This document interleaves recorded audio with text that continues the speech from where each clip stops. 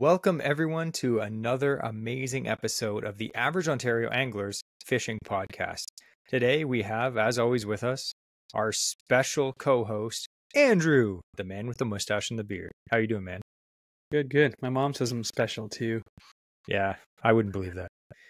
I'm your host, Jesse. Today we actually have a really cool episode. Now, bass season is coming up really fast, and pike season, musky season, and a bunch of whole other the seasons are open. I think the only one we're waiting on right now is bass season in Ontario. I think so too. In southern Ontario. The zone we fish anyway, all those guys up in the north are like, it never closes, or it's been open since May. Lucky.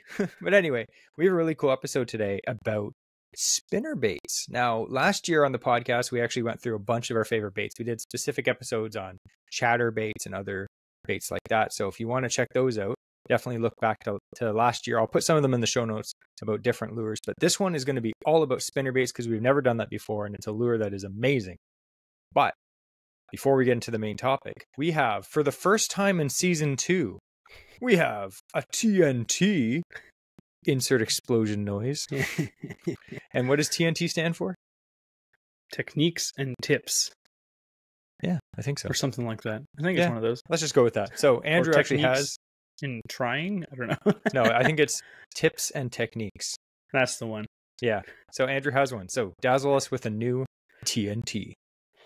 Well, I wanted to talk about something that I'm super excited about using again for bass season. It's one of my preferred ways to catch bass. And, frog is amazing. I love frogs.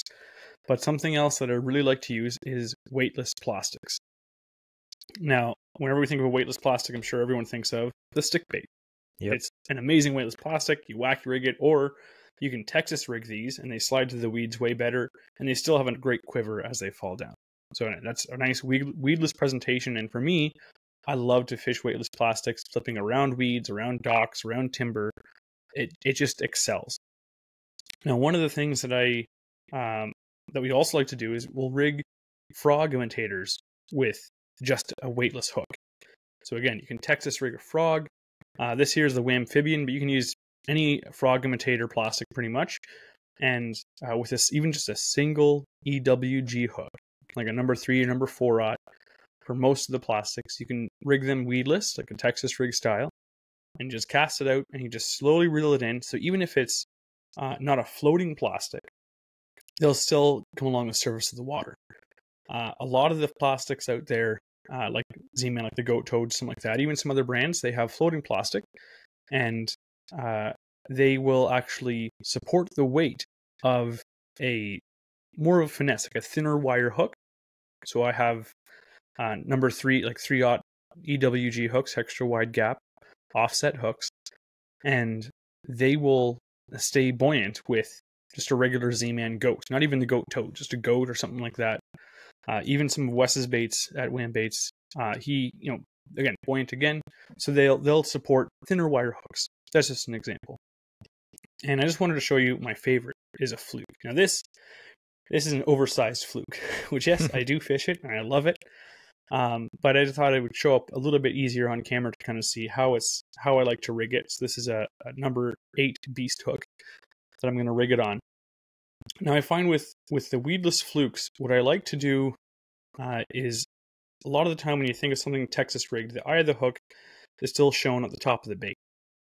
And yes, your hook point is still in there, but if you look at a bait like this, even though this is an 8/0 hook, this is a 7-inch bait. Well, I'm going to stab my toe with that hook there. So this is a 7-inch bait, and there's a lot of bait that's left behind. And what I find with the flukes, when I fish them weedless, and my biggest largemouth so far has come on a weedless fluke, or a weightless fluke. And I find it retrieves through weeds way better than a weedless frog or anything else.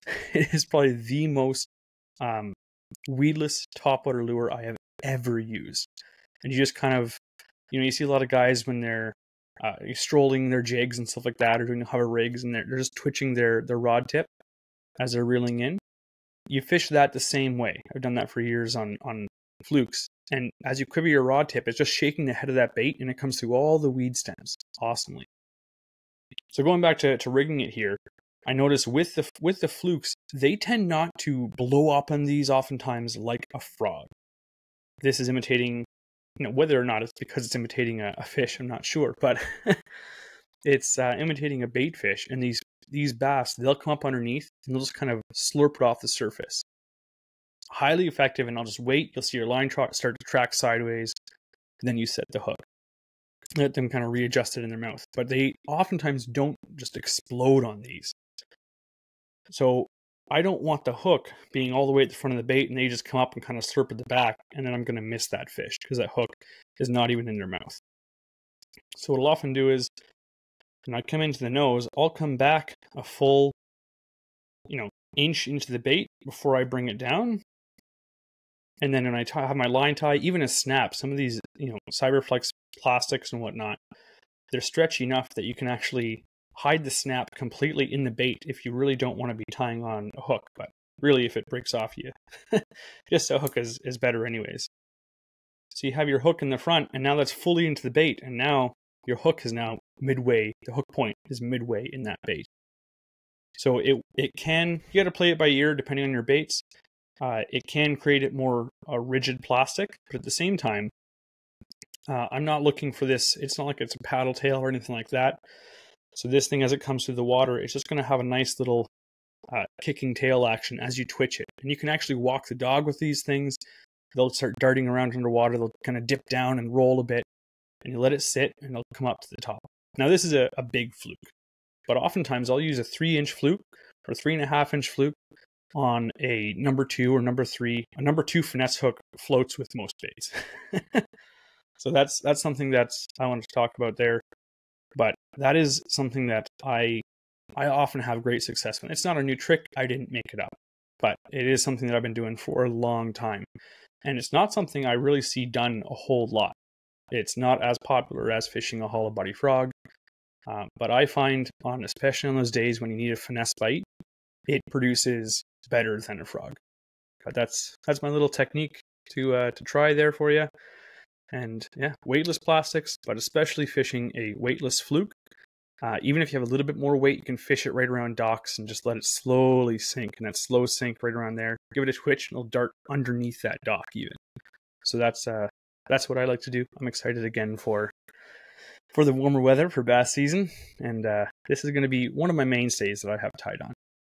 Definitely, and I've seen you clean up on that. So that's definitely, like you said, it's a technique that it's not new. It's been around for decades, but underutilized in our area for sure. Or if people are doing it, they're just not talking about it, and there's a good reason for that because it kills. It's a weapon on the water. So thanks for that TNT. It wasn't as explosive as I thought it was going to be. I thought the TNT was going to be like, here's how to use dynamite to catch fish. Well, next week is about how to use live squirrels to catch musky. That's illegal. Don't do it. So this week's episode, like we mentioned, it is all about fishing spinnerbaits. And we're going to kind of focus on 3 main species of fish. Spinnerbaits catch everything, as we're going to get into, but we're going to be talking about bass because bass season is coming up. And we're going to be talking about musky and pike. Now, again, you can get spinnerbaits in all different sizes and catch anything from bluegills to probably blue whales if you wanted to. But we're just going to focus on these ones because that's kind of what's on our mind. Musky season. The krill spinnerbait, very popular in the ocean fishing. Yeah. Just make sure you have a full 4,000 size spool so you don't get spooled. So we're going to talk about spinnerbaits. And now, like, if you're listening to this podcast and you're obsessed with fishing, you know what a spinnerbait is. We don't have to tell you. But just in case you're a beginner and you're getting into it, we're going to describe a spinnerbait for you. Why don't you do that, Andrew? So picture a jig.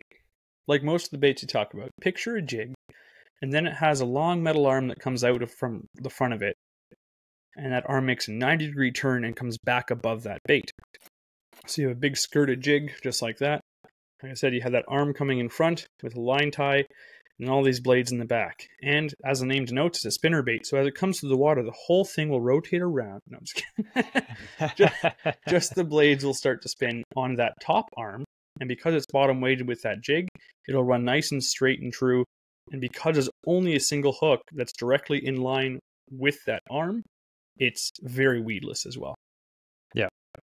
So it's simple, like you said. It's a jig with an arm.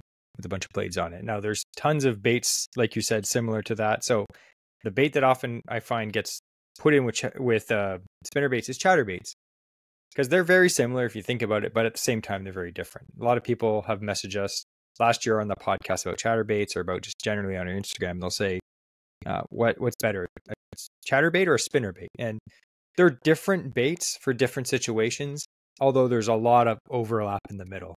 Like I know for a long time, I love fishing spinnerbaits. It's one of my favorite lures for pike, for bass, for everything. And then when we started fishing chatterbaits, we kind of just, only fish chatterbaits, and the spinnerbaits just kind of got, dust on them in our tackle boxes. But I find that that's kind of switching right now for me. Chatterbaits have been slaying fish for more than a decade now, but I'm slowly switching back to spinnerbaits because I forgot that they're good at other things that chatterbaits aren't. So we're going to kind of get into that. We're not going to talk about chatterbaits. Again, there's a whole episode we did all about chatterbaits. It's called Chattering About Chatterbaits, and I'll link that below in the show notes. But a chatterbait, as you know, it's a jig, just like a spinnerbait, but it has a blade attached directly to the head. With the spinnerbait, it has that arm.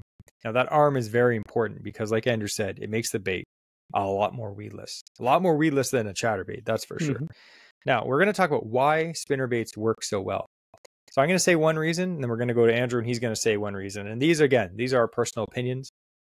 This is why spinnerbait works so well. For me, it's a search bait. It's one of the first search baits that comes into my head because it's a bait that, you can fish it around cover and make short casts and fish it accurately. But for me, a lot of times when I'm fishing a spinnerbait, I'm just whipping it as far as I can and I'm covering water. I'm trying to find fish. And everything about a spinnerbait, to me, is all about attracting fish. So you have this bait that you can cast decently far, but it's got a lot of flash and vibration that will attract fish from a long distance away, as compared to some other baits that maybe don't have as much. Say a crankbait. Crankbait, that's a great search bait. It has a lot of vibration in the water, maybe some noise from the rattles, but it has no flash, very little flash. A spinnerbait has flash and vibration. So especially in clear water, it's one of those baits that it attracts fish like a jerk bait from far away. So especially for bass fishing and pike fishing, fish that are attracted to flash, it's a huge player when you're not aware of where the fish exactly are and you have to cover a lot of water. A spinnerbait is one of those baits that is going to be one of the first things I grab and just start casting as far as I can, just covering water. That's why spinnerbait, for me, is an effective lure. What about you? For me, I have to say it's again, on top of all those reasons, because I agree with them wholeheartedly.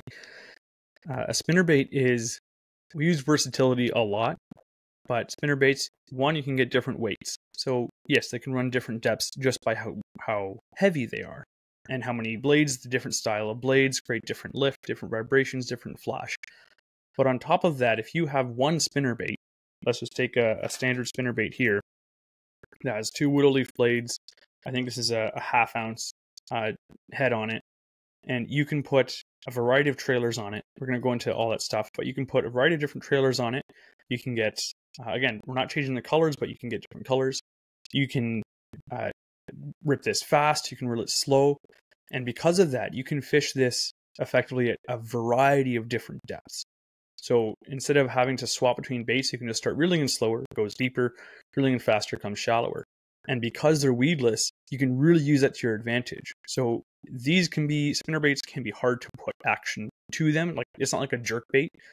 You can kind of twitch them in and whatnot. Absolutely. Again, we're going to get into some stuff, but you can use these around cover and structure. So you can start bumping these against everything. And as soon as they start bumping against things, that creates action. So it comes along and it starts ticking weeds, through rice stands or through timber.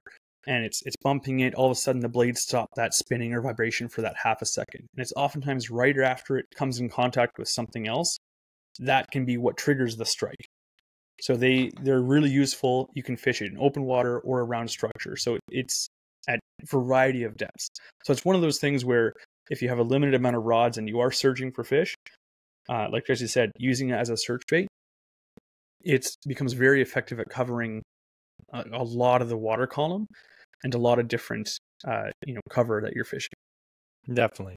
So the next point we're going to kind of cover, you kind of went into this, is like why you need a spinnerbait. And again, if you're an avid angler, probably already have many spinner baits, but maybe it's something that you haven't fished for a long time, or you've just like us, we went on to chatterbaits and we're like, you know what, maybe it's time to start, looking back at the old spinnerbait because it's a great lure. So why you need a spinnerbait? Like Andrew said, I think the main thing for me compared to other baits is the weedlessness of a spinnerbait. Is that a word? Weedlessness? It is now. So the weedlessness of a spinnerbait, because of that R-bend arm, it deflects a lot of weeds, timber, dock posts, anything like that. You can pretty much cast a spinnerbait not into the thick slop or stuff like that, but you can cast it through lily pads. I've had days where I'm pike fishing or bass fishing, and I'll cast a spinnerbait as I'm working down the bank, and then there's a big, group of lily pads, and I'll cast it right behind the lily pads, reel it on top of the lily pads, let it fall down the hole, and then reel it out, and it doesn't snag on anything. And sometimes the bass just grabs it, right? So maybe not ideal for that, but it does come through a lot of stuff. Like you said, reeds, timber, weeds, rocks. That arm deflects a lot of stuff. Not to say that it's completely weedless, because nothing is completely weedless, as as you would know if you cast into slop, unless you're fishing a hollow body frog on top of the water, it's coming back with something on it. So, and it's as weedless as it can get for a search bait. Yeah, and especially with harder things that it's going against, like you said, like reeds, bulrushes, or timber or docks or whatnot, because that arm, like I said, is sitting right above that hook. If it's coming at something and it's hitting it, nothing's going to hit that. Like, unless you're getting right over the top of something, anything that's long and hard, you're not going to snag on it as it's rubbing along it, because that arm and those blades are directly above that hook. So anything that is more rigid and stiff, you're pretty much guaranteed not to snag into it. Yes. Unless like the end of that stick happens to fall between the two arms. Like, okay, then maybe nothing's 100%, but this is as close as you can get to an exposed hook that is weedless still somehow. Yeah. No, they're fantastic. And we're going to kind of get into what eats spinnerbait. So like I said, we're going to talk today about bass, pike, and musky. The main fish that I'm going to fish a spinnerbait for. But spinnerbaits, like we mentioned, they come in all different sizes. If you ever go to your tackle store or you're looking online, you'll see spinnerbaits start at little tiny, 1/8 ounce little mini bushwhacker spinnerbaits for crappie, all the way up to huge musky spinnerbaits, which are giant. Yeah. Very effective in all sizes. They catch everything from panfish, bass, smallmouth bass, especially largemouth bass, musky, pike. Any predatory fish is going to attack a spinnerbait. In fact, when it comes to walleye, I caught my PB 29-inch walleye on a spinnerbait when I was pike fishing. And a lot of people are like, "Oh, you caught it on a spinnerbait? That's weird." I'm like, "Why is that weird?" It's a spinnerbait. It's basically an imitation of some kind of, say, like a minnow or a baitfish or something. And big walleye eat huge things, so it's not really weird at all. In fact, I've caught many walleye on spinnerbaits when fishing around the weeds. It's just a lure that gets down to where it needs to be, and whatever fish happens to be there, it's going to grab it. They're effective lures. So we're going to talk about bass, pike, and musky, like we said. But first, we're going to say, where are we going to fish spinnerbaits? Now, we kind of covered this. Now, let's go through the species and kind of, maybe we'll talk about one or two situations where a spinnerbait is one of the first things we're going to grab. So why don't you take bass, Andrew? Smallmouth bass. Smallmouth bass. Yeah. I have to say that my favorite place, and it's because it's so like traditional. It's what I saw guys doing in the old magazines back in the day, and it is like a rocky flat, about maybe 4 to 6 feet of water or whatever, with just that spikeweed or rice, whatever you want to call it, that thin grass-like hard reed that grows through and is kind of like sparse. That is the perfect stuff to throw a spinnerbait through, because you'll just you'll long bomb a cast, the line will fall in between all the reeds, however it lays, doesn't matter, and you just start reeling it in, and it just is deflecting around all these reeds as it comes around with that line, and you're not going to snag up on any of them. And you can even reel it nice and slow, and it's hitting off the rocks in the bottom as you go. And smallmouth, again, it's a lot of flash. It's usually like fishing around reeds like that, you're going to be in shallow water, and so the visibility is most likely going to be higher, close to the surface. Even if it's stained water, you're going to have some sunlight reflecting. And so that really helps for these fish who are just kind of cruising around. They're not really holding in some dense weeds waiting to ambush. They're cruising around So it's going to help them to really zero in on it. So that for me, whenever I think of fishing a spinnerbait, that's like the epitome of my ideal location to fish a spinnerbait for smallmouth bass. Yeah, I love that. We actually had an experience last year. We were fishing this lake. We were searching an area of the lake that we hadn't been to before, and I had a spinner. Last year, I was on the spinnerbait game last year, and I had a white spinnerbait with a white trailer, and we found this beautiful, like this big rocky flat with all these, the rice coming up, and Andrew's like, "Oh, this place looks amazing." He's tying on a spinnerbait, and I already had one tied on, so I whipped it out. First cast, I was like, "Here's a smallmouth." Boom! First cast, I caught a nice smallmouth. Yeah. Released the fish, cast again. Boom! Musky bit me off. So those areas, they hold a lot of fish at certain times of the day. They come up there and feed, obviously. But a spinnerbait's a great way because it was a fairly expansive flat with lots of reeds. If you were going to sit there and slowly pick it apart, that may be a good technique. But if you are literally searching for fish, a spinnerbait is probably one of the best tools to cover water quickly and find where those fish are. And smallmouth, they're so aggressive. They love chasing. So a spinnerbait's perfect. And again, if it's like that lake we were fishing, the water was quite clear, long visibility. And so if you get it close to these fish, if you're trying to fish something with treble hooks, or you're trying to fish a lighter, slower presentation, perhaps, like a weedless or a weightless, Sanko or something like that, you're not casting as far oftentimes, or you can't cast so far because you're going to get snagged and hung up. So the spinnerbait, you could long bomb it as normal through this stuff. Like, take a bit of time to maybe cast into like some of the lanes if you see them when they're open. It's great. But you can long bomb it right into these things, the spinnerbait. And I can't think of a single other bait that you'd be able to do that besides maybe a weedless fluke. But you're going to be fishing that way slower. So if your idea is to cover water, the spinnerbait is the best thing. A chatterbait will get hung up and that blade will catch and kink that reed and it folds over and it won't come through smoothly. I love chatterbaits, but for that scenario specifically, you cannot beat a spinnerbait. Yes, I agree. Because like some chatterbaits have weed guards on them, but like you said, it's not necessarily the hook, it's the blade too. Because the blade is just like a shovel head spinning back and or wobbling back and forth, catching every reed in its path. Not what you want. So you talked about smallmouth. Largemouth for me, one of my favorite ways to catch largemouth is around like deep timber. You see you're going along the shoreline, you see like a big full out tree that fell in the water and it goes way down. Like you see the trunk right on shore and it goes down, you see all the branches going out. There's a few lakes that we fish that are just full of timber. And there's many ways you can catch them. One of my favorite ways is with a spinnerbait, because like we mentioned, that R-bend, the arm, it deflects branches pretty good. Like you will get hung up from time to time. No lure is completely treeless, but a spinnerbait is great on that. And the cool thing is a lot of these trees that fall in, sometimes they fall in on like really steep drop-offs. So the trunk of the tree is in like 2 feet of water, but the tree itself may go down 20 feet, even more. And these bass, sometimes they suspend, so they won't always be at the bottom. We always, make a few casts up by the stump by the shore, but some of these bass may be suspended 20 feet, down over 30 feet of water. They could be 10 feet under. So you never know. So a cool technique with a spinnerbait is you can whip it out along the shoreline, slowly reel it, let it come towards you, and then let it flutter down, like helicopter down, and then keep reeling. And you can basically count down and cover different depths and find where those fish are actually suspending. So I absolutely love that. The coolest thing ever is when you cast a spinnerbait out and then you let it helicopter down and you just feel like a slight tap. And you reel in the slack and there's a 3 or 4 pound bass on there, and a small, like a largemouth just comes up and engulfs that spinnerbait and then heads back down to where he was hanging out under the tree. And your line just tightens up and you feel that tap. Then you set the hook and all heck breaks loose. That's fantastic. I love it.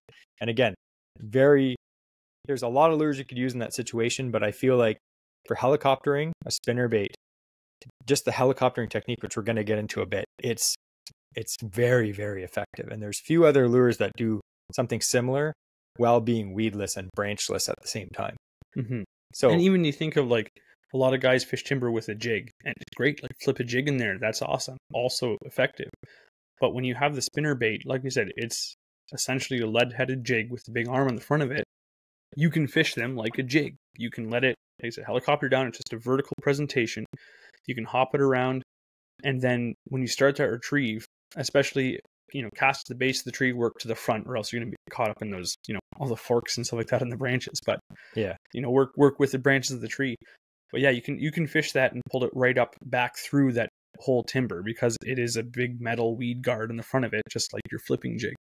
But just a little bit higher up on that hook. Definitely.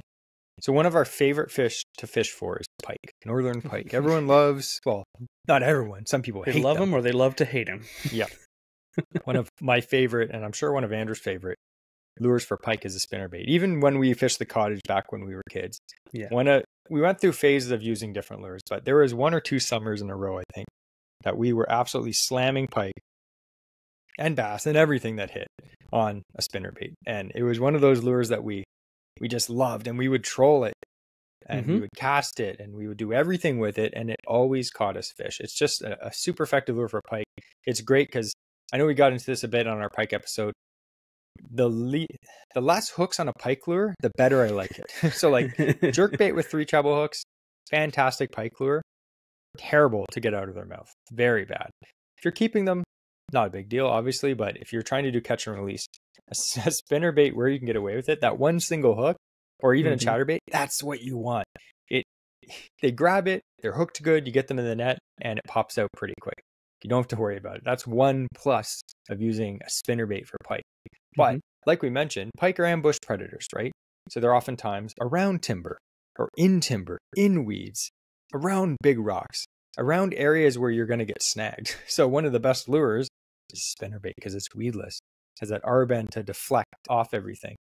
And another reason, I know Andrew's literally, he knows all about this because he's a pike expert, but pike love flash. They're visual feeders. So what would you say, why would you say a spinnerbait is like one of the best lures for pike? It's because the flash is going to attract them. Again, pike, they're looking visually. They need sight to ambush their predators, to ambush their prey, sorry. So for them, the visual component is huge. Yes, they also deal with vibration, but they're very visual in their hunting. Unlike largemouth bass, they have their lateral line. That's their primary, is their lateral line oftentimes. Catfish, it's their scent. Pike, it's the vision. So when you have something that can, gear your presentation towards that species of fish, that's ideal.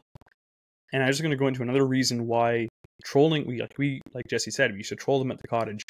And the reason why the spinnerbait is fantastic for trolling is if you have, things coming down your line, they're not going to get caught up on a bill or anything like that. It's going to hit that frame, kind of glide off.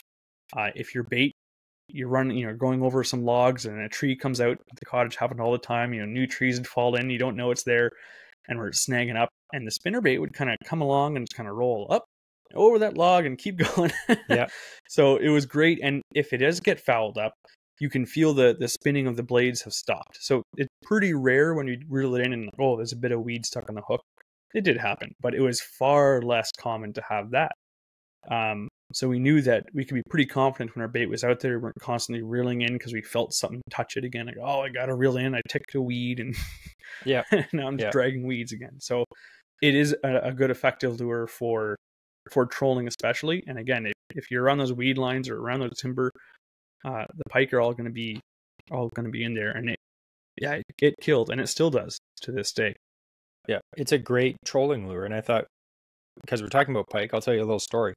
I was trolling for musky with one of these. I'll show you. This is a Blackfly Lures pike and musky taker. This is the big boy. I think it's a musky size spinnerbait. I have a bunch of these. They're fantastic. But this color particularly, I was talking to Dean at Blackfly Lures at one of the fishing shows, and he's like, "Oh, where do you fish?" And I was like, "I fish Kawarthas a lot." He's like, "Oh, you need this purple," and I forget the color name, but it's black, silicone, and then silver, and then purple, and the head's purple. And it's a color that, I don't know, I always like purple, but I wouldn't have given this color a second look, generally. But he's like, "Oh no, it's great for the Kawarthas." So, you know me, I bought it. So I was trolling this, and like you said, I love trolling spinnerbaits because if you're trolling a crankbait and you're fishing, along a weed line, every so often there's going to be a weed that comes out, and then you snag, and sometimes you don't notice for a while, and then you reel in and there's all these weeds on your hook, and you're like, how long was my bait dragging these weeds, wasting my time, right? No fish is going to come up and grab a bait covered in weeds, right? So spinnerbait is great because most of the time you can just let it, you see your rod tip just thumping behind the boat, and you can tell when there's something on your bait because the vibration will stop or it'll be weird. So it's weedless. So I was fishing this behind the boat along a weed line, fishing for musky, and I was just watching my rod. I was sitting there, like that time of day when it's lunchtime and it's bright sun, and you're like, I don't really feel like the bite is the best of all time right now. So I usually troll and eat my lunch at that time. So I'm trolling up this river right along this nice deep weed line, and my rod just goes like wiggle, wiggle, wiggle, boom, just bent over and just thump, thump, thump, just coming down. And I was like, oh, I thought I hooked like a huge muskie. So I'm fighting this fish, I'm bringing it in, and I scoop it in the net, and it wasn't a muskie, it was a huge pike. I'd say my biggest Kawartha pike. It was pretty big, and I had it in the net, and I was like, I wasn't even mad. Like, I was muskie fishing, but this big pike, I was like, oh, I'll take it. I don't care. I'm not one of those snob guys. But this huge pike just came up and absolutely just engulfed this thing. This is a big bait. It had it fully in its mouth, and only the blade was hanging out of its mouth. I was like, wow, he literally inhaled that. But guess what? The hook came out easy. Got a few pictures of the fish, and they swam away fine. So they are very effective trolling baits for pike and muskie. Again, I was trolling for muskie. It's one of my favorite baits to troll for muskie. So why don't we talk about muskie quick? Muskie. Muskie season just opened.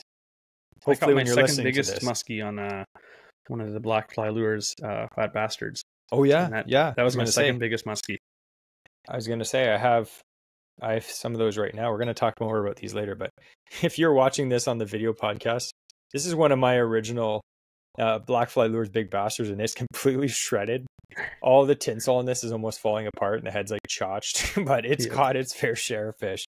And for muskie fishing, this time of year, again, we did a whole episode about early season muskie tips, so I'll link that below too. But spinnerbaits are fantastic because oftentimes muskie are very shallow, right, Andrew? Like early season, where are we fishing? We are fishing where the bass boats can't go. No. Yeah, pretty much. Yeah, sometimes shallow. We are. Yeah. Sometimes we're fishing. I don't think this time of year, you can go too shallow. I've seen muskie in 1.5 feet of water, Again, muskie can be anywhere. They're unpredictable fish, but usually early season, they're still relating to shallowish structure. So we are generally in 8 feet or less. So where we fish anyway, depends on what lake you do, but where we fish, it's generally pretty weedy.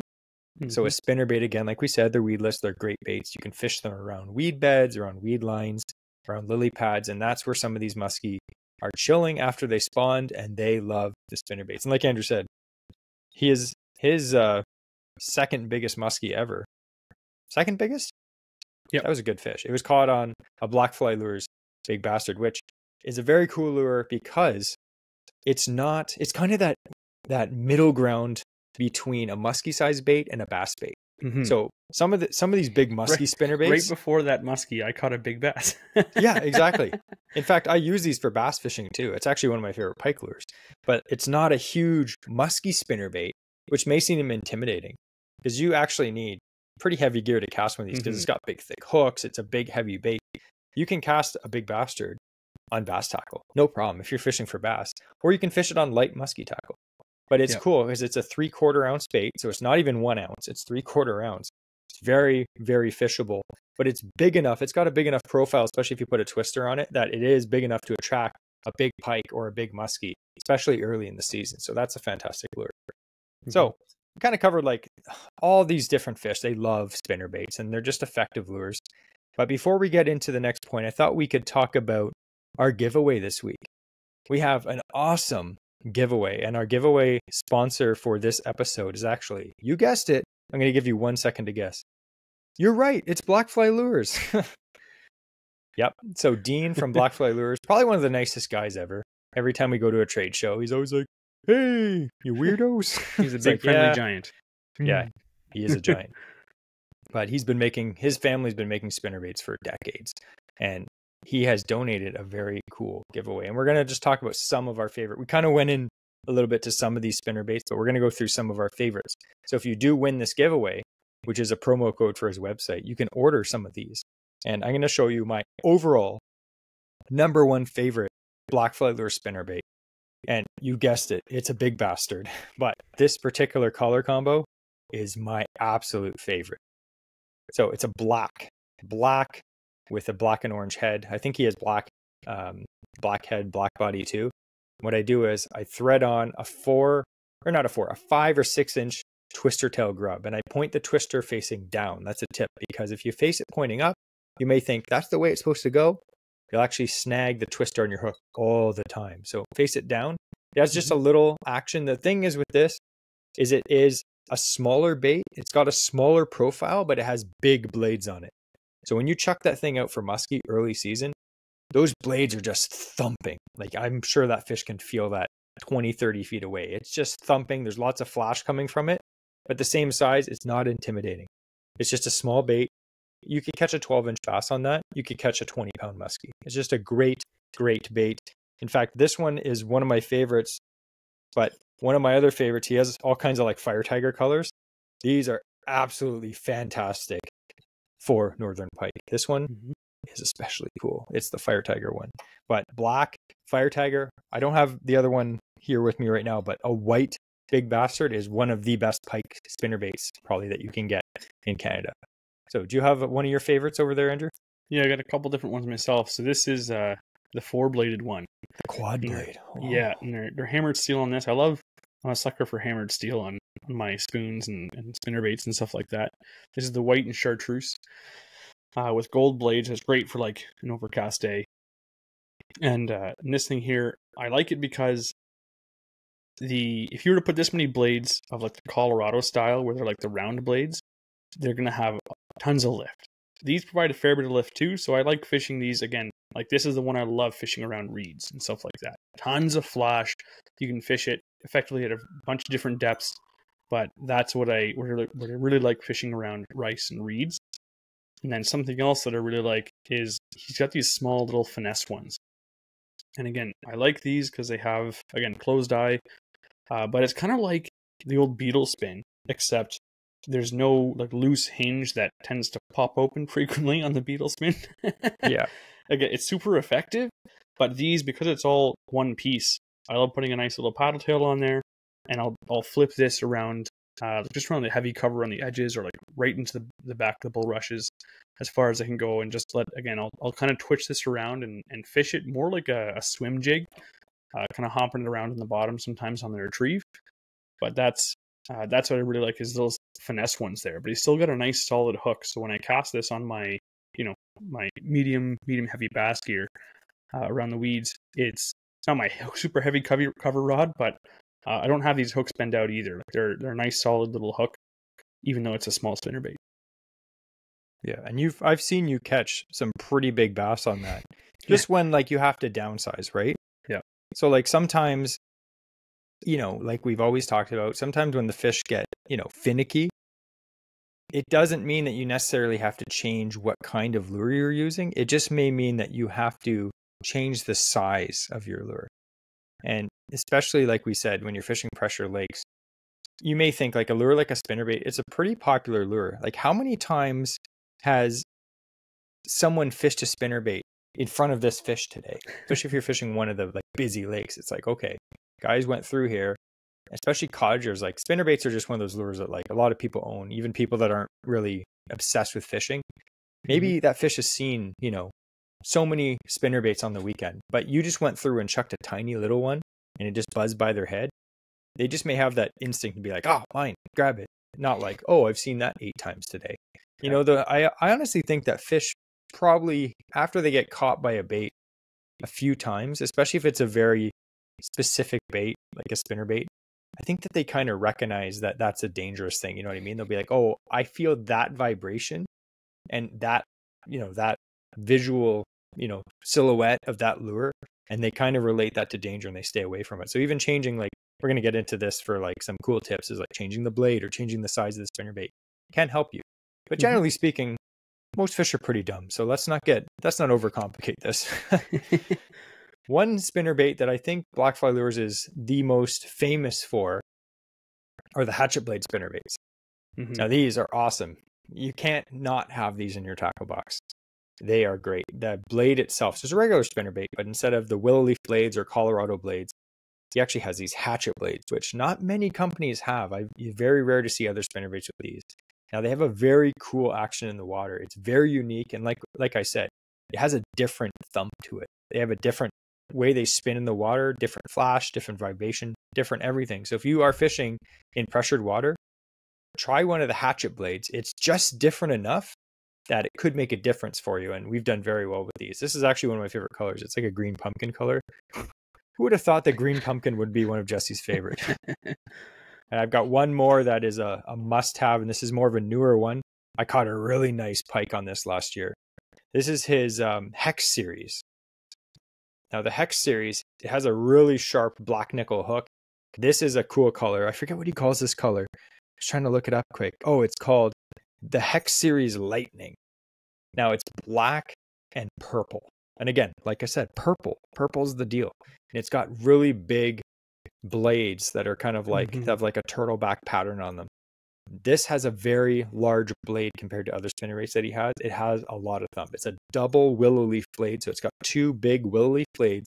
So you can still retrieve it very fast, but it has a lot of flash, a lot of thump in the water. Crazy good lure. If you're looking to get some new spinnerbaits this year and you don't have anything in purple, I'd recommend it. It does pretty good, especially for pike and musky, I find.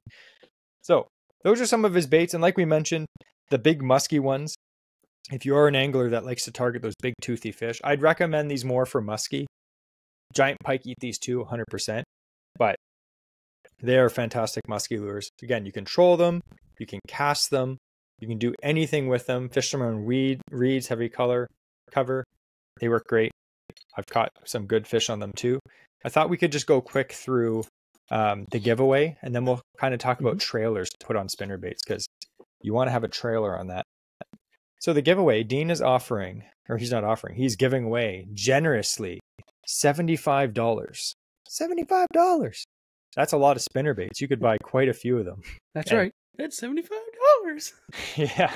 So Dean was like, yeah, well, let's do $75 and we'll get some lucky person, a Patreon member, set up for bass season or musky or pike or walleye or whatever you want to catch, because spinnerbaits catch everything. He also has a bunch of other stuff on there. Trailer hooks, wire leaders, fluorocarbon leaders, anything you need to go bass fishing, pike fishing, musky fishing. Definitely, we'd like to thank Dean for that. We've been using Blackfly lures for years and years and years, and he's always been such a good support to our channel and our podcast. We had a really good giveaway with him last year, so we really appreciate him wanting to be, another sponsor on the show. That just shows you that it's worth it to these guys. They're getting sales from this, so we would appreciate it. Again, we're not affiliated with Blackfly lures. Like, we don't get any money when you guys buy stuff, but if you do order something, write in the comments that AOA sent you, just so that he knows it's worth his time, so he'll do it again. And if he does it again, you have another chance to win some cool, gift cards and promo codes and stuff. So we'd like to thank him again for that. So let's go into trailers. Now, we're pretty I think that generally we probably overthink it. I would say that. Yeah. Wouldn't you agree? When in doubt, go with a tandem axle. Oh, wrong trailers. I'm sorry. Yeah. Overthinking. Yes, that's definitely the thing I never do. We probably overthink trailers. I know with chatterbaits, we're very particular. We went in depth about chatterbait trailers in our chatterbait episode last year. But with spinnerbaits, for me, there's not a lot of action the spinnerbait has itself. Like a chatterbait, when you're reeling that in, the blades whipping back and forth, the whole body is swaying like that. So you can use a pretty dead action trailer and it'll whip around because the body itself is moved by the blade. Now with a spinnerbait, that's not so much the case. There is some vibration from the blades, which kind of it's going to pulse the skirt a little bit. So you don't necessarily need a trailer. But if you want to add a trailer, one of the benefits is it will add some more action. It also adds weight to the spinnerbait. Spinnerbaits aren't the most aerodynamic baits to cast. So anytime you can add a little bit of weight to it, I'm going to do that because it'll help me cast a bit farther. So what's some of your favorite trailers, Andrew? The most classic one that we've been using forever. I think it was the first trailer I ever put on a spinnerbait before, when I realized, hey, I can put plastic on this thing and make it better. It was the It's like a 3.5-inch twister tail on a classic size, regular size spinnerbait. Yeah. And just to have that twister tail coming off the back, and its ribbon tail is feathering out from behind that skirt. It just looks so much more enticing. And sometimes it can give a little, depending how big or how hard the plastic is. Sometimes, like you said, it can kind of give a bit of a roll, a shimmy to that spinnerbait as you retrieve it in. So again, you're not only getting the flash, but you're altering the vibration a little bit because it's now moving through the water as it's coming along. Yeah, I agree. One of my favorite trailers of all time is a 5-inch Berkeley or Mr. Twister grub. Even the double tail grubs can be fantastic. Actually, one really cool trailer, which I like mostly for pike fishing, is Mr. Twister makes a 6-inch twister tail. But the cool thing about it is it's a regular 3-inch body with a 4-inch long twister on it. So it's not really like your traditional, just like little, twister on the back. It's a long slithering one. So the action behind the bait is just like a weird thing. Now for bass, I probably wouldn't use that because you might get some short strikes. But with pike in general, I think they find it enticing and they inhale the bait anyway. So I don't think it matters. But twister is one of my favorites. I fish a lot of black spinner baits and a lot of white spinner baits. So I usually have 5-inch black, whatever brand grub you like, and then white. And then you can mix and match. I don't think it really matters. Sometimes contrast is good. So if you're fishing like, say, a black spinnerbait, put it like a hot orange or chartreuse trailer on it, and it can really like make that thing pop when you're reeling it through the water. So that's a great bait. Another classic bait that you can put on the back of a spinnerbait is just like a paddle-tail grub. Yep. Right here I have X-Zone Swammer 4-inch. Classic, yeah. It's got that little boot tail, and it just gives it a little bit of kick as it's coming through the water. Again, it's going to add some more weight so you can cast it farther, but it also gives that little kick. For smallmouth, one of my favorite trailers, again, Pro Water Baits. This is probably my favorite trailer of all time for spinner baits. It's a Pro Water Baits minnow. It's a swim bait. The cool thing about this bait, I know I've talked about it before, and I'm talking about it again because I'm really, really into this trailer for spinner baits. It's not a traditional swim bait. It's similar size. I think it's like 4-inch, 3.5-inch long. But the body is regular, and then about halfway, it just gets super skinny. So the tail, the skinny part of the tail, it's very limp and wiggly. So it's not like a regular swim bait that is gonna, have a really thick wobble to it as it comes through the water. This tail pretty much just like swings back and forth. It's so whippy. If you see the video, I'm holding like I forget what these are. I forget who makes these little swim baits, but this is kind of a traditional swim bait body, and the tail, it gets thin by the tail, but it hangs a little bit over. And Jesse's is like almost folding in half. I'm pretty sure these were designed to be like trailers. They just work so good for that. And again, that's the Pro Water Baits. These are, again, another local Ontario company. Again, we'll have to get him on the show to do a giveaway. So we're not going to go too much in depth, but I did really good. I think I went through 2 or 3 packs last year of these. I was just fishing them for everything. And, they get bit. They have just enough action on the back just to be whippy in the back. And I find like sometimes a fish will follow your spinnerbait and maybe he's not interested. But if you got that little twister tail or the little paddle tail just, twitching and curling in the back there, sometimes that thing just is just enough to make the fish strike. And I know musky guys have been doing that for decades, right? How many musky lures do you see that they don't try to stick some kind of a twister tail on the back hook? You know, like that's the thing. And that even a big musky lure, they'll have just a little twister tail on the back sometimes. And it's just that little action makes a difference, they claim. Another thing I really like too is something like, I don't know what you'd call it, like a small little like flipping bait almost. Similar to what the Z-Man goat would be, if you can picture that. So it has like 2 short tails, not like a craw trailer, but just like 2 little like shorter tails on it. And you split those and you rig it sideways on the spinnerbait, and it'll come along and it just kind of kicks both legs sideways, like upright. And that's something like that, like a small little flipping bait like that, and it starts to kick the tails. You don't want something with huge craws coming off of it, but just a bit smaller appendages. And they kick, and it looks like a little like sunfish swimming in right behind, like underneath. It looks like a small school of minnows almost. Once you get like 4 blades and one of those swimming down below as a little target, it works really well. Yeah, and this is the Wham Baits Wambunctious, and it's basically just a double tail. It's I guess it's technically a grub, but it has like Yeah. two little kicking tails on the back. And again, Yeah. if you rig it this way, you'll get more lift. If you rig it vertically, it does look like a fin of a sunfish. And if you ever see a sunfish swim, even if it's just sitting there in the water, its tail kind of does this. You ever see a bass or a sunfish do that? And this kind of reminds me of that. And it's a lot of action, but it's not a lot of action that is pulling. It doesn't have a lot of like draw to it, so you can still reel the spinnerbait in pretty fast. That thing will just kick, you know, if you reel in slow, it'll kick more. If you reel in fast, it'll just kind of kick slightly in the back. So those are cool. I'll link all these trailers down below if you want to take a look at them. Again, we're not affiliated with them, but if you do buy any of them, especially online, just be like, yo, the boys from AOA sent me. That's bait. That's bait hacks from the streets, boys. So for real. Yeah. So we're going to talk about some techniques. We kind of covered some of these, but we're going to go a little bit more in depth because these are techniques that work really good, that have worked really good for us, but I know that they will work good for you too. So one of them is called slow rolling.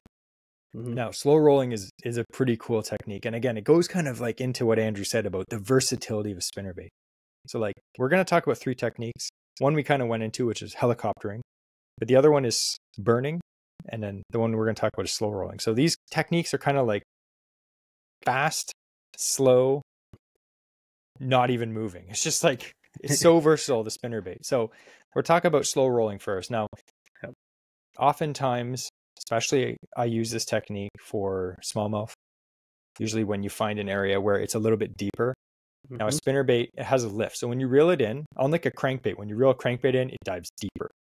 When you reel a spinnerbait in, generally, the blades are creating lift and it goes up. So when you're doing slow rolling, it's basically letting your bait sink very deep and reeling it basically as slow as possible. So it's basically just slowly clacking along the bottom. That can be deadly for any species of fish, but especially smallmouth, because oftentimes smallmouth are in deeper water, especially in the summertime. Now, you need a very specific bait to do slow rolling correctly. You need a bait that has a bigger body. So if you're used to using 3/8 to 1/2 ounce spinnerbaits, you may bump up to a 3/4.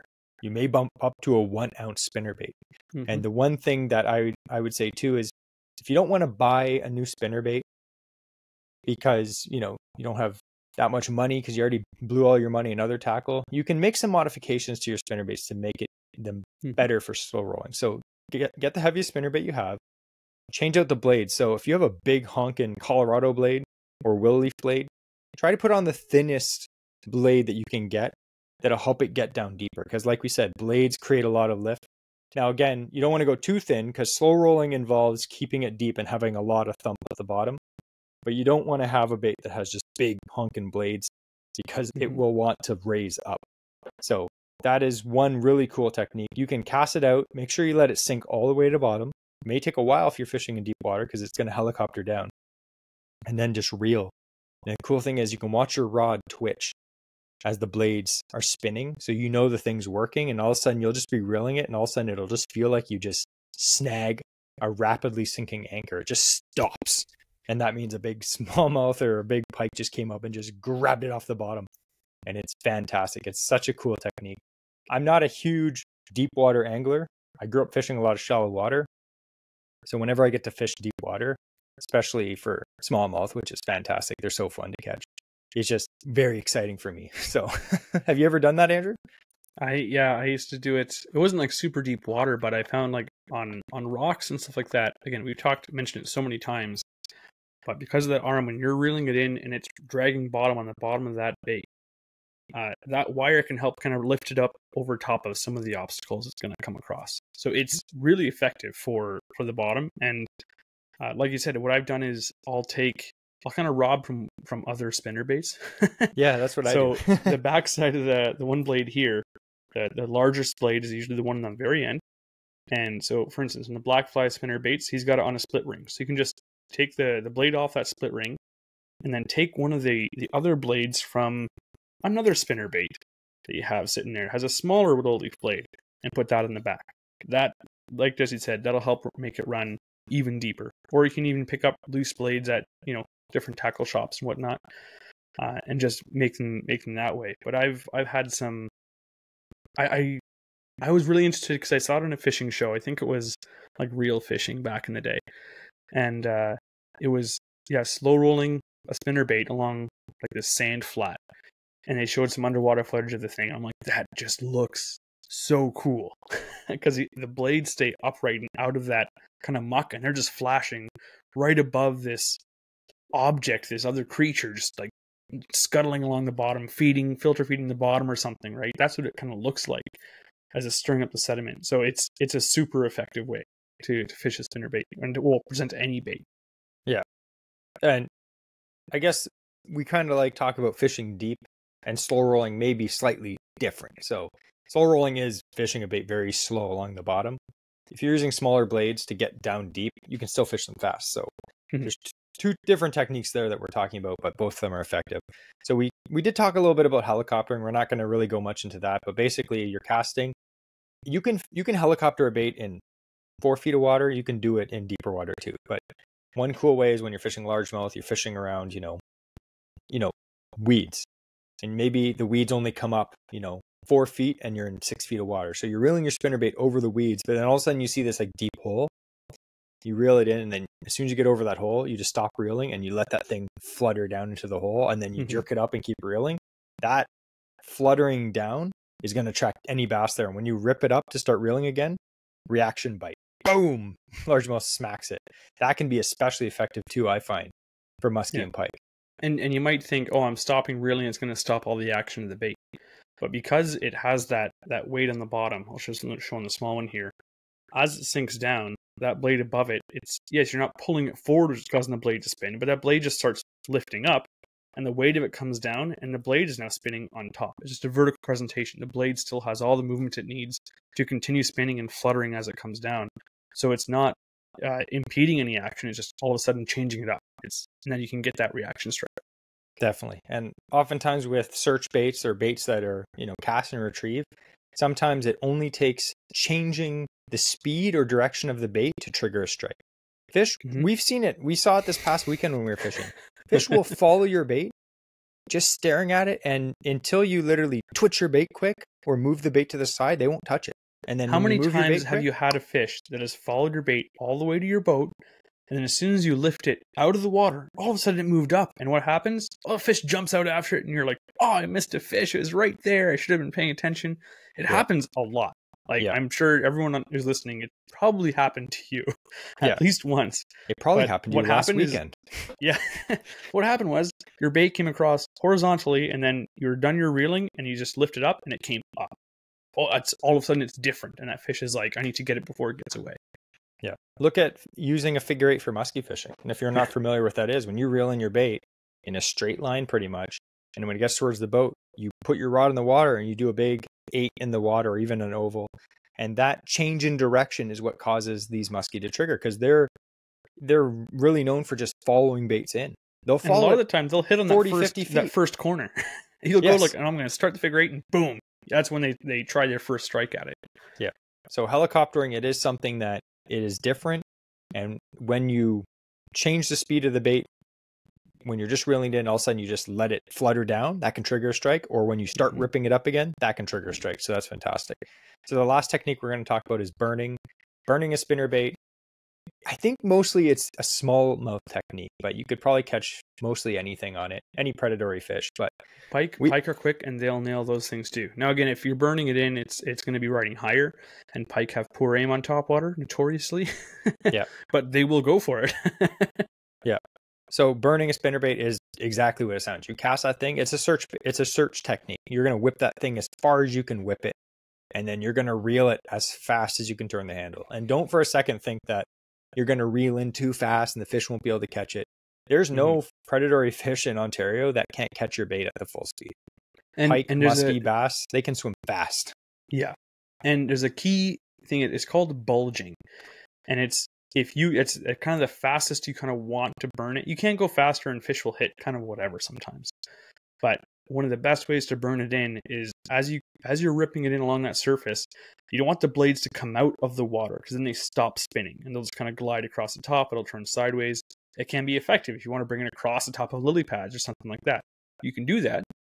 But if you have open water or you're fishing above the weed and there's no surface weeds, you bulge it, it's called, and so you're bringing it in as high and as fast as possible, and it actually creating like a bulge and a wake right at the top of that blade spinning, and it's coming kind of above the water's edge, but the water's just kind of bulging around it, and that's your ideal speed if you want to kind of figure out how high is it, as high as you possibly can without it breaking the water surface. Yeah, and smallmouth especially love that. They love chasing. Largemouth not so much. They don't really they're lazy. They don't like chasing stuff. But smallmouth, they love it. If pike don't come in from the bottom, if they come in from behind, they'll often nail that. And one of the most exciting things is you're used to casting out and ripping, and you see that wake, and then that one time you're looking and you're like, am I doing something different? Because it seems to have like 2 wakes and I don't understand. And all of a sudden, boom, like it's a huge strike. It's exciting. Yeah, it's very exciting. And smallmouth, like I said, they love chasing. They love really fast presentation, especially in the summer when their metabolism is super high and they're just crazy. Like Andrew has seen me catch smallmouth on jerkbaits, and I'm jerking my rod so fast, like jerk, jerk, jerk, jerk, jerk, jerk, jerk, and all of a sudden the smallmouth will come out of nowhere and just smack it.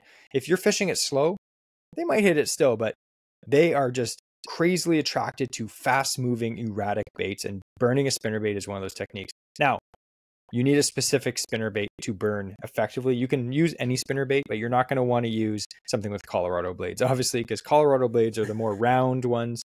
They throw off a lot of thump and vibration, but they're not good at high speed. You're going to want thin willow leaf blades. Thin ones, they have these blades called burner blades. They're very thin. They basically have not a lot of resistance, so you can reel them in really fast.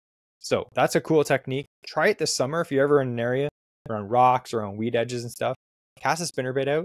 And if the fish are chewing and like you're catching quite a bit of fish, save yourself some time and just start burning it in as fast as you can. You'd be surprised some of these fish will come out of nowhere, and the strikes are arm jarring because you're already reeling it in fast. This bait's coming in like 4 feet a minute or a second. 4 feet a second, just, and all of a sudden it just boom, bass comes up and smacks it. Yeah. And musky too are another fish that love fast retrieves, especially in the summertime. You see those guys fishing musky like bucktails and spinnerbaits, and they're reeling them in so fast, like Andrew said, it's bulging under the surface, like burning blades they call it, and it's just coming in fast. And these, I think what it does is it makes the fish have to react at a split second, so they have to decide. They probably feel this bait coming, like many feet away, and then it goes over top of them, and they have to decide in that split second, do I eat that thing or do I let it go away? And I think sometimes it's just that reaction that they're like, oh, and they have to grab it. So yeah, you may reel a bait over them slowly. Once in a lifetime. Yeah. Would you take it? Ah, man, I'm hungry for mom's spaghetti right now. Dang it.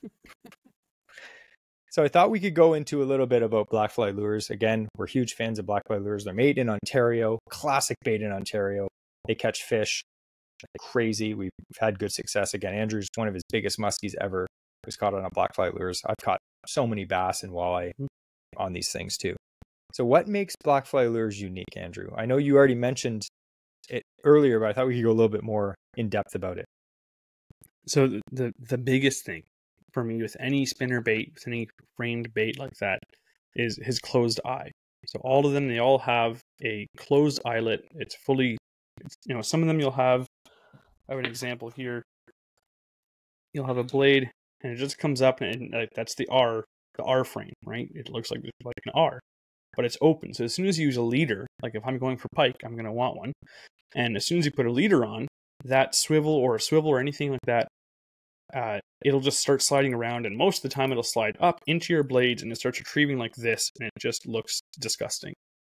But as soon as you enclose the eye, then you can use a snap, you can use whatever you want. It doesn't have to be tied directly to your main line, so it's nice for changing out your base, changing different weight, changing whatever you want. And then it's every time you cast, it's always going to be connected at the right spot. That's for me the biggest thing on where I really like his stuff, because all of his spinnerbaits have a closed eye. It's from the tiny ones to large ones. And again, if you could argue, like, you can put a piece of silicone tubing over the R band to make it closed off. Mm-hmm. I've done that with other blades. They end up always breaking, and I lose them, and they fall off, and then I'm annoyed because I don't have them. So I'd rather just have a bait that has a looped off eye, so I don't have to worry about that. Because especially when you're pike fishing or musky fishing and you're using a leader with a snap on it, You want that eye to be closed, because otherwise you will be frustrated as heck every time you reel in. You're like, why does my bait feel weird when I'm reeling it in? And it's coming in sideways through the water. It's like, oh, the stupid snap went up to the blades again. And even if you're using tieable titanium leaders, those knots on those, they don't sit tight like a line, like fluorocarbon or anything like that. So they sit oftentimes a little bit loose, and so that'll still slide up the arm. Yeah, exactly. Another thing that makes Blackfly lures really good, in my opinion, is he wire ties all of his skirts, which is amazing. So oftentimes you'll buy a spinnerbait and the skirt is just held on with an elastic band. Now, generally, that's not bad. I've caught tons of fish on spinnerbaits with regular bands.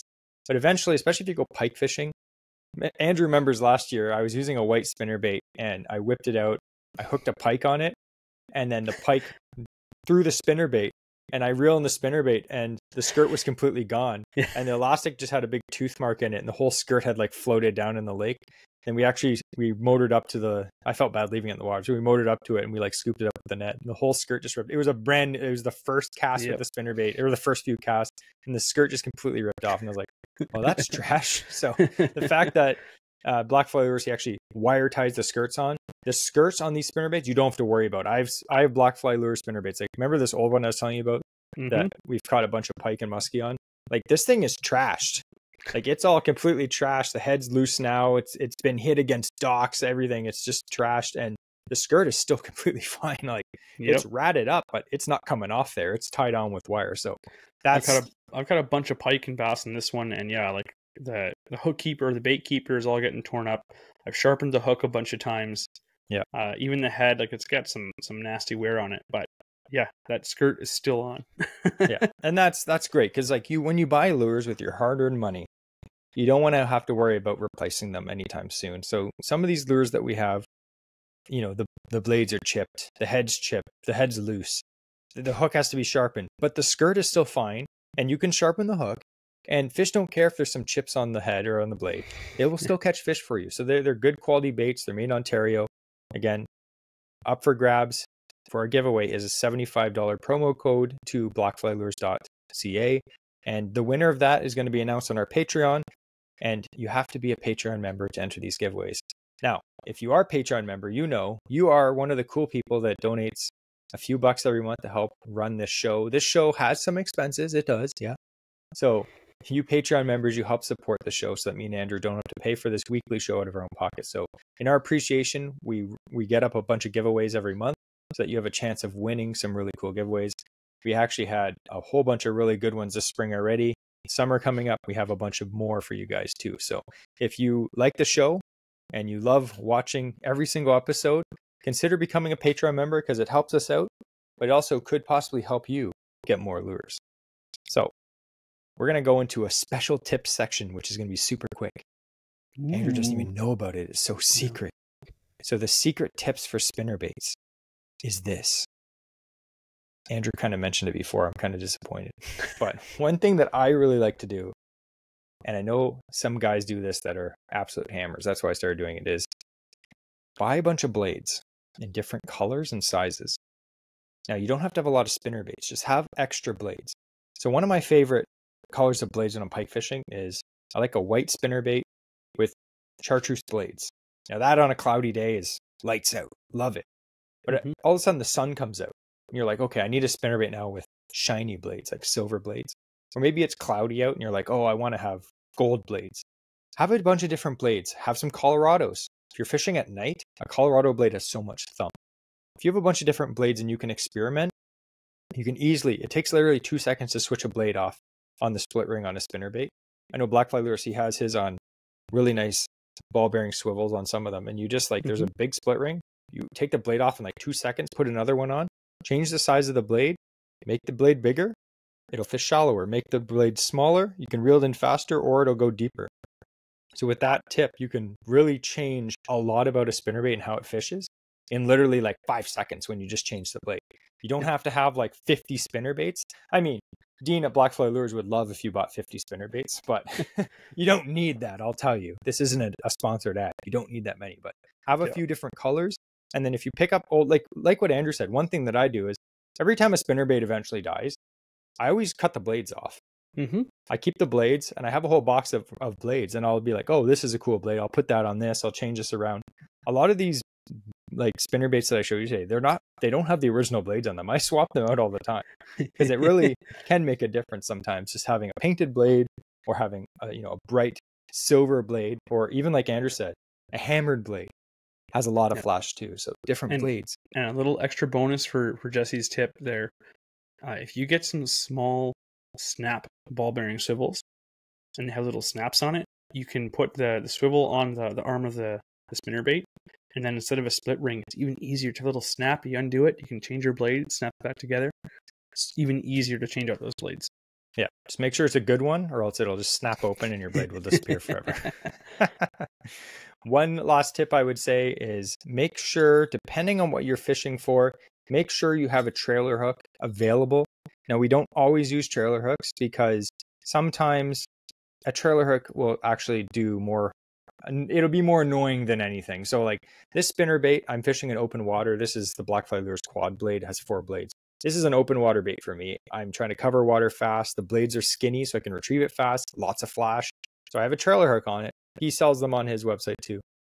So sometimes smallmouth will just swat at a bait. So when you have a trailer hook that's sticking back a little bit further, you'll hook a lot more fish.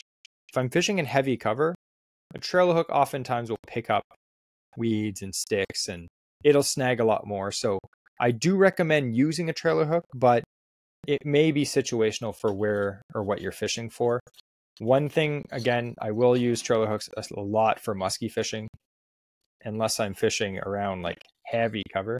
It's like, I got this big, massive lures down here. Like, it's all stuck together.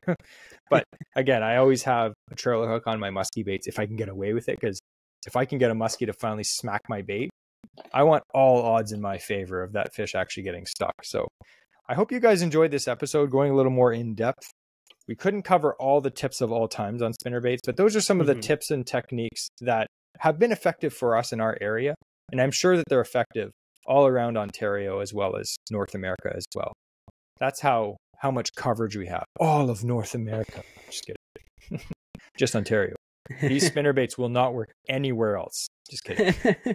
And I know we're using up all our time, but one last thing I just wanted to mention is if you can pick yourself up a spinnerbait box, like specifically for spinnerbaits, you can, cut notches into your, your regular 360 to 370 boxes that can kind of fit in across 2 lengths of the tray.